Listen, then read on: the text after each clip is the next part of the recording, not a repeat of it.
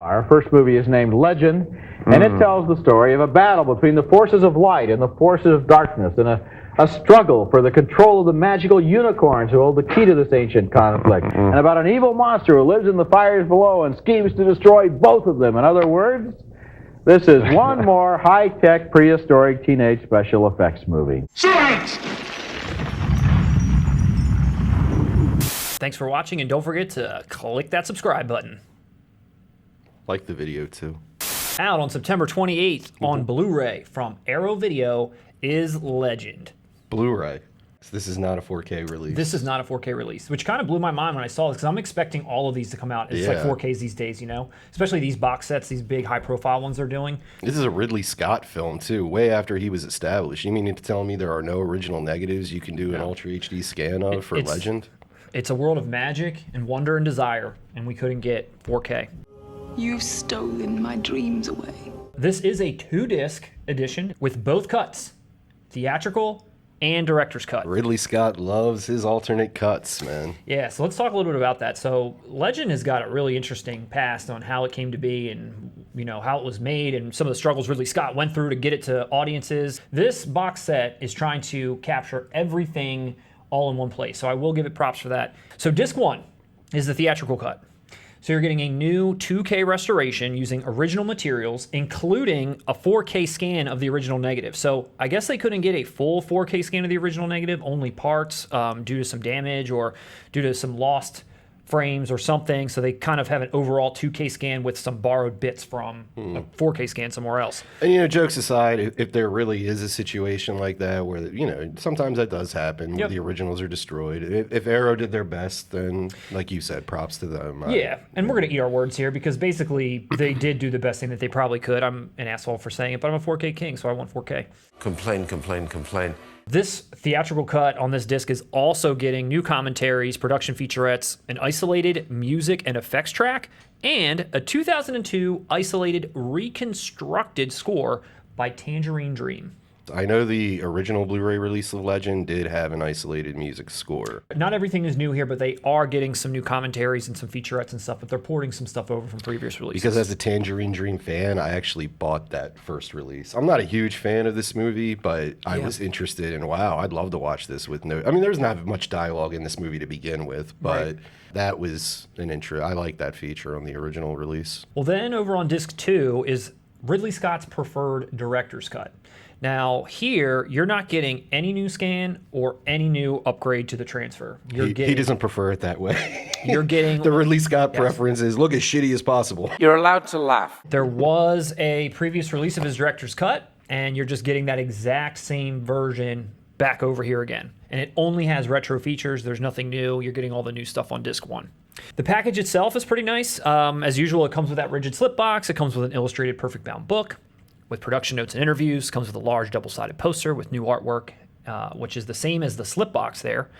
And then it's got some glossy full-color portraits and 6 double-sided lobby cards. So kind of the usual fare for Arrow releases. Zavvi, who, as we know, is now owns Arrow, is also putting out a identical version of this on their store, UK only, however. But there's one significant, I feel like, difference. And that is the box and poster that you receive with them is original. You lie. So you have the original art and the original poster here on the Zavvi UK version only. So if you're buying this in the US through Arrow, you have to put up with that new art, which isn't horrible. But if you want this original art and original box, you have to get the UK version, which is maybe a draw for some people. You can take your pick which one you want to get. Again, they're identical otherwise. It's just if you're a fan of the original art, which, I mean, honestly, if I had my choice, I'd probably go with that original art. That's just me. I would too. Can I ask a question? Yeah, hit it. And I want people to respond in the comments and give me their thoughts on this as well. I feel like this is the pattern now where we get a special edition from Arrow, and then the Zavvi release will be the one that we all really want. Like, this is just the immediate double dipping right off the bat. Is this the new Arrow practice now that Zavvi is in charge? It seems like Zavvi's home base or something. It's like you got to go here if you want the one you really want. Otherwise, go over to Arrow, who's going to give you, like you said, some new commissioned art that is hit or miss. And, well, like I said, if this is the new practice with this merger, They did it with Dune. They did it with Dune as well. And what I'm saying is what happened, I know when I went to get the True Romance one, it was gone immediately. Yep. Like, so is this the new game where the ones everyone really want are going to be limited to basically non-existent after an hour of going live on sale? I just noticed this pattern where it's like this is the same thing that True Romance did, and as you said, Dune. Yep. This is interesting. Let me know in the comments. I want to know thoughts. If I'm off, let me know. Because before it was just Arrow would release it, then Zavvi would release it later as a steelbook, and they would do their own art. They wouldn't maybe do the original, but they would do their own thing. Now it's like geared where I feel like Zavvi's getting the better editions over, Arrow in name only now. Do you think you can upset the order of the universe and not pay the price? Some people I was reading that are a little upset by the fact that the director's cut, which seems to be not only Ridley Scott's preferred version, but, a lot of people, I don't know if it's a 50-50 split or more people are geared towards the director's cut or not. But I think there's a lot of people that are interested in saying, why wasn't that upgraded at all? And I was kind of curious to say, why would people be upset by one versus the other? Because a lot of times when you hear director's cut, you hear a few extra minutes of footage. It's a little bit of this, a little bit of that. It's just something they had to minorly tweak or, but this seems like it might be a completely different experience. So that's interesting. So I don't know if anybody out there's let down by not getting that 4K or that, at least upgraded director's cut, but, let us know.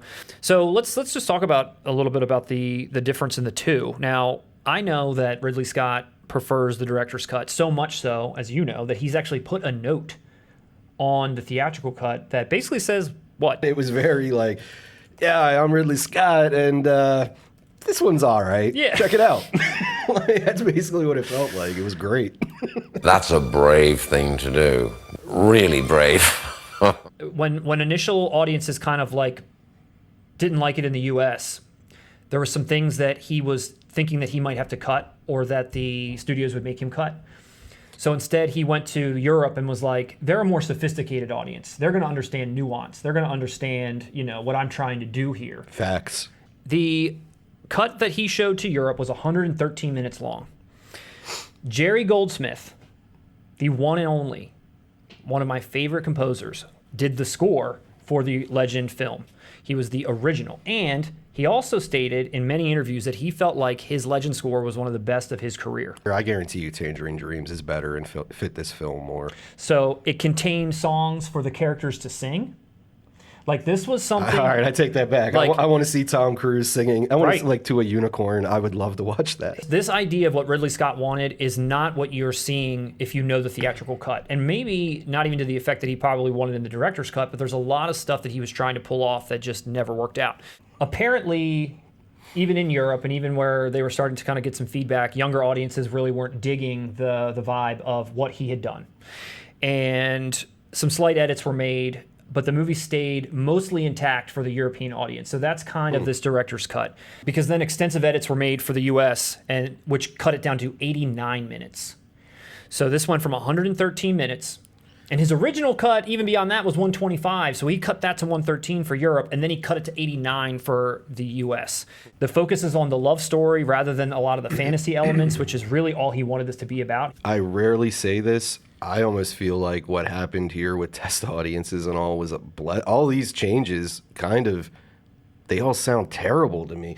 The main selling points on it for me are Tim Curry as Darkness, which is more the fantastical elements, not the bromance, and the Tangerine Dream score. That's the two greatest things about this movie. Yeah. Focusing on the romance, there is zero chemistry between Mia Sara and Tom Cruise. Who even remembers the romance in this movie? Yeah, no. Does anybody? Struck once again watching those scenes is how good this movie looks and how interesting it's not. So back to what we were saying about being disappointed in regards to, there not being any updated visuals or new discs, because I guess it wasn't until the year 2000 that the director's cut was even unearthed.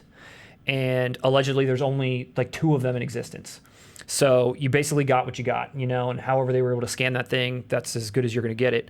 When he got it, there were parts of it that were a little jacked up, like bits and pieces of his director's cut when he unearthed it. That was a little jacked up. So what he did was he borrowed the jacked up parts from the theatrical. So it was like if there was a blip or an incomplete scene, he would grab that from here, grab that from there. So it's a little bit of Frankenstein together, but again, I don't know what more could have been done with the film. I don't know how much better you could have made any of the stuff considering what the materials were. There was fires in the studio, that whole forest got burnt down. And the fireman said, is this yours? I said, yeah. He said, I think you've lost it. And I said, I think I have, mate.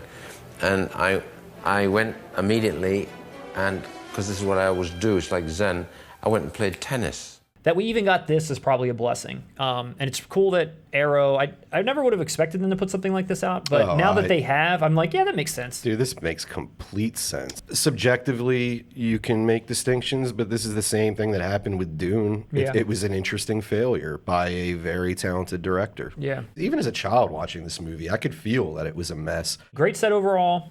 Take your pick on the Zavvi versus Arrow. Put up with these practices if you want. You know, let us know which one you're going for. I just hope that's not the trend. I hope they find some middle ground here, because ultimately the fans are they're getting shortchanged. So out September 28th. Pick it up.